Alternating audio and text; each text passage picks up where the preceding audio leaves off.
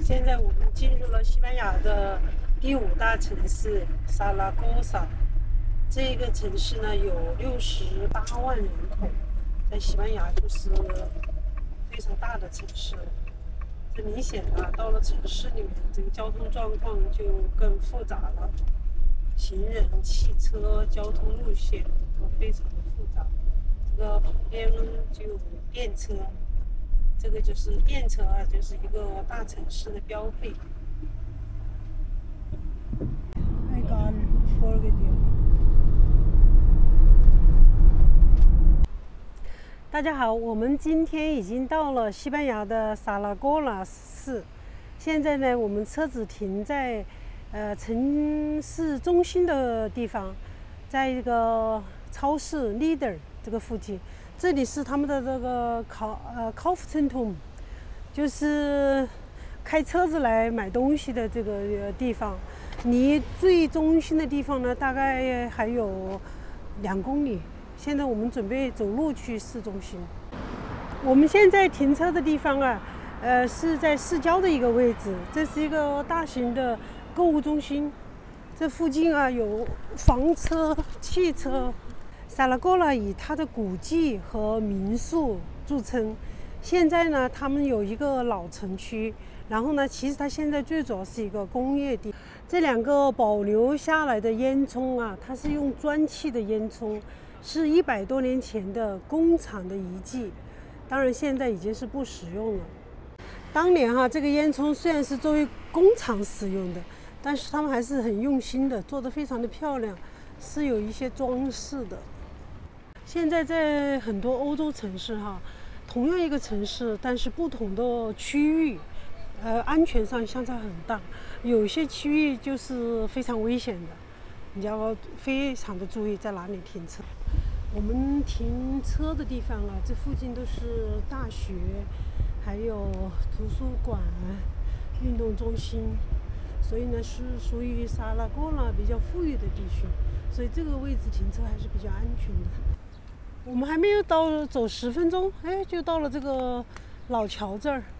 这个是萨拉戈萨参观古城呢最重要的位置，这个老桥和老的这个教堂。这里就是通往老城的城门，到处是青山绿水。这条河名叫埃布洛河，在河的北岸是这座城市的地标皮拉尔大教堂。它是西班牙最大的巴洛克式建筑，是为了纪念圣母玛利亚而建。主教堂啊，它有4个塔楼，因为什么呢？它是在原来的清真寺的底座上建立的。一般基督那个教堂啊是2个塔楼，或者有些只有1个塔楼。戈拉确实是大城市放眼手机，我们就看到这边还有3座桥。过了桥，这边就是埃布洛河的北岸，是萨拉戈萨的文化休闲地区。这是西班牙著名画家戈雅的雕像。在西班牙不管是大城市还是小乡村，经常看得到非常多的这个壁画，明显感觉到西班牙是非常的尊重这个艺术家。艺术家在西班牙具有非常高的地位。这是纪念戈雅的这个雕像，这是他的画作里面的人物，现在用雕像表现出来了。这也是弗拉明戈跳舞的时候那个用的那个扇子，这也是西班牙的文化艺术的一部分。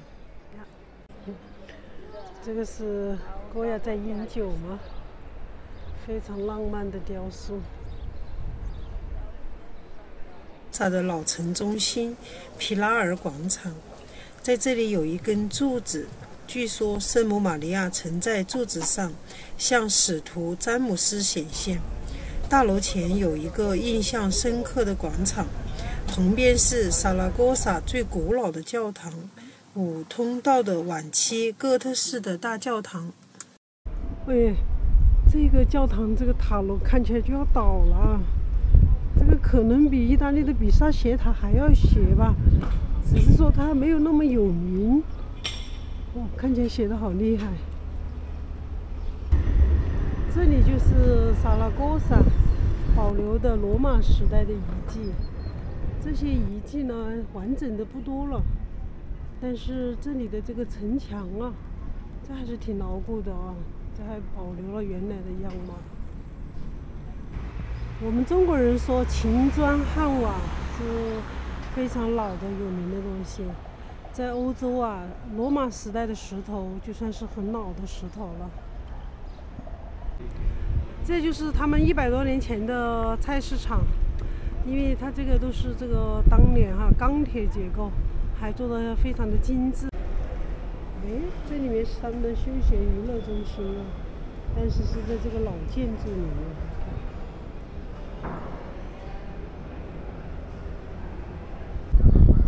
在城市里面走路就很舒服可以在树荫底下。其实这是在一个回廊里面，这样走路很舒服。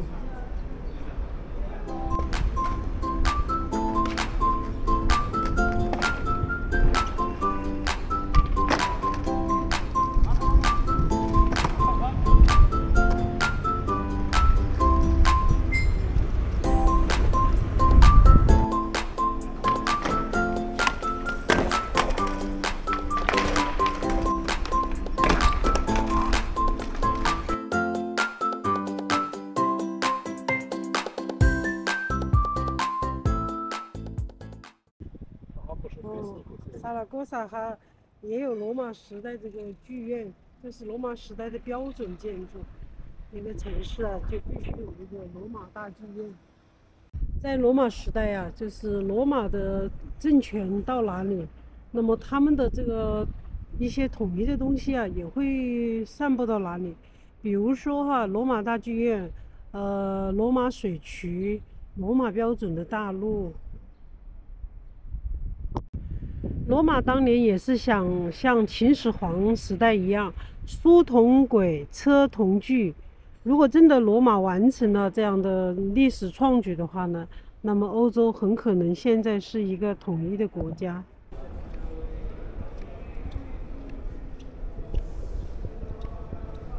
现在是下午4点半了，我呢想回房车去上厕所，然后呢也可以做晚饭了。本尼呢，他就继续去参观。这个在外面真的很麻烦。本尼为了不上厕所啊，他就白天不喝水。但是我觉得不喝水也不行啊。我喝了水呢，现在就想上厕所，没办法。现在4点半吧，下午4点半，我也不想再去喝咖啡呀什么的。所以我干脆就直接回房车去上厕所，然后做晚饭。朋友们，我们简单参观了萨拉戈萨之后，我们将继续回德国之旅，敬请关注、点赞和分享。朋友们，再见。